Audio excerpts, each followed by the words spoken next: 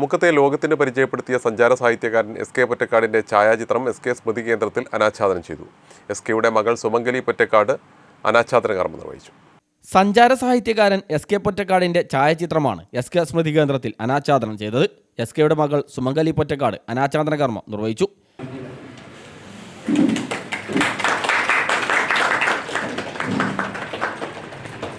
പിതാവിന് ഇങ്ങനെയൊരു സ്മാരകമുണ്ടെന്ന് അറിഞ്ഞത് മുക്കത്ത് വന്നപ്പോഴാണെന്നും മുക്കത്തുകാരുടെ സ്നേഹവും നിഷ്കളങ്കതയും മതേതരത്വവും പിതാവ് പറഞ്ഞ് നന്നായിട്ട് അറിയാമെന്നും അവർ പറഞ്ഞു. പറഞ്ഞതെല്ലാം അക്ഷരം പ്രതി ശരിയാണെന്ന് തനിക്ക് ബോധ്യപ്പെട്ടതായും അവർ പറഞ്ഞു. ഇങ്ങനെയൊരു അച്ഛൻ്റെ സ്മൃതിയാക്കിയതിൽ വളരെ സന്തോഷമുണ്ട്. വന്ന് കണ്ടപ്പോൾ നല്ല സന്തോഷം തോന്നി. പിന്നെന്താണെന്ന് വെച്ചാൽ എല്ലാവർക്കും ആരാധനായ അച്ഛൻ്റെ പറ്റി പറയാനുള്ളതെന്ന് വെച്ചാൽ ആ അച്ഛന് പ്രിയപ്പെട്ട അമ്മേൻ്റെ മകളായി ജനിച്ച ഭാഗ്യം ഉണ്ടായി.